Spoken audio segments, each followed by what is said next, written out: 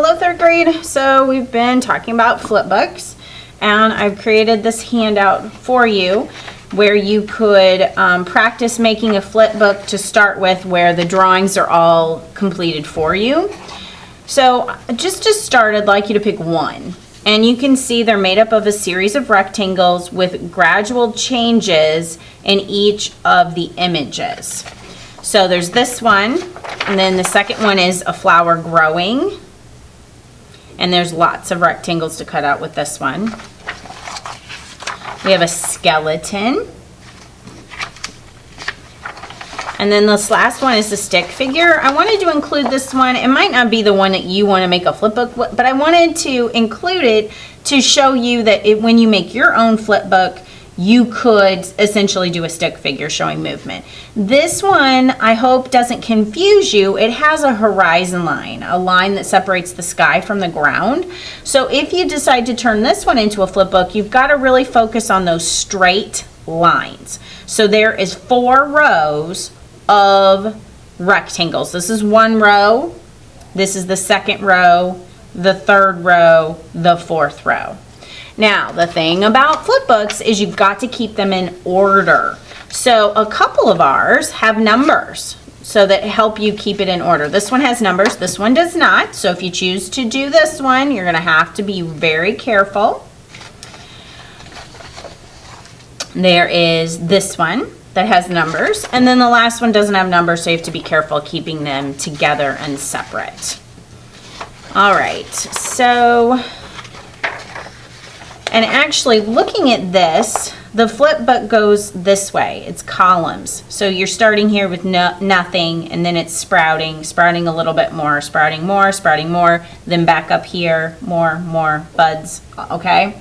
So this one doesn't really go horizontally like the rest of them do.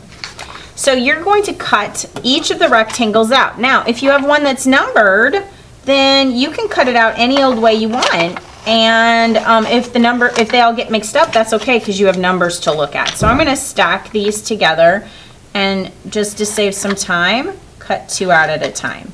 But this will not work if they are not numbered. So 12 is the last one, then 11 goes on top, 10, 9, 8, I'm looking for 7, 6, 5, 4.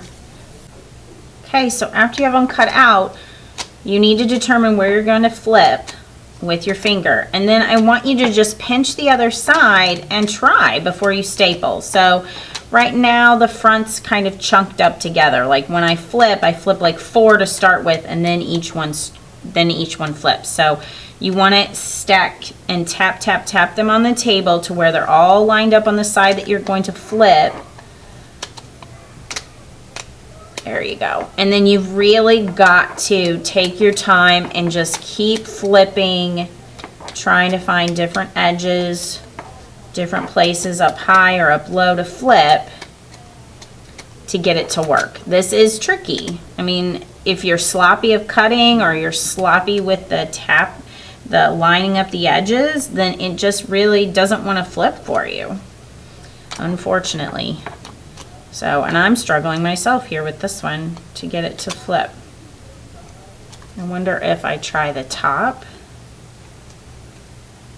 I pinch at the top and flip at the bottom, if that would be more helpful. Nope. Okay, here. Pinch at the top, tap at the bottom. It's a little tricky. Okay, but you kind of get the idea. It can't hurt to try and play with it if you're getting frustrated. You know, if you've done the best you can, that's the best you can. But it's to show you how a flip book is made and how each image slightly changes.